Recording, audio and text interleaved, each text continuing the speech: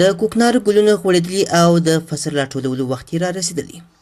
کروندګر د حاصل ټولولو ته ورځې شماري، خو چارواکي بیا د دغه بوټي د کروندو اړولو ته تابیا نیسي.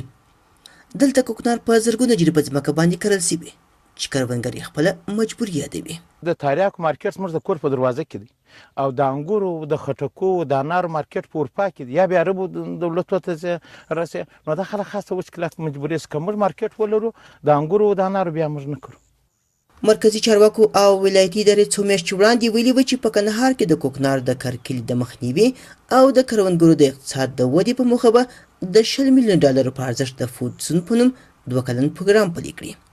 خو که په سیمه کې د کوکنار د بوټي پراخ کروندو ته وګورو، ظاهرا داسې معلومیږي چې لا هم په دغه سیمه کې دغه نوی پروګرام نه دی پلی سوی. مرستې چې راځي د رئیس لخوا څخه هغه دغه خوري زورهکان خوري. موږ یوه په دې 12 کاله مو یوه بوجۍ غنم نه دي لیدلي، نه مو دغه د 12 افغانۍ لیدلي. د رسمي شمیرو له مخې سږ کال په کندهار کې پر څه باندې 15,000 هکټاره ځمکه باندې کوکنار کرل سوي. د کندهار سیمه ییز چارواکي د ډېرېدو لامل د دغه بوټي په وړاندې د نړیوالو مرستندویانو او مرکزي ادارې د مبارزې نه رښتینتوب یادوي.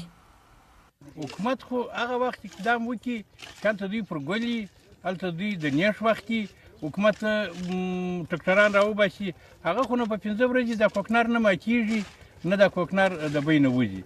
د فصل یو ځای مات کړي 20 ځایه پاتې دي.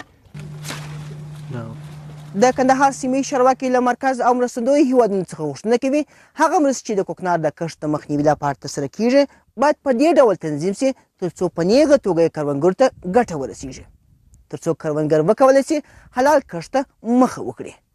مامون درانی، BBC پښتو تلویزیون، کندهار.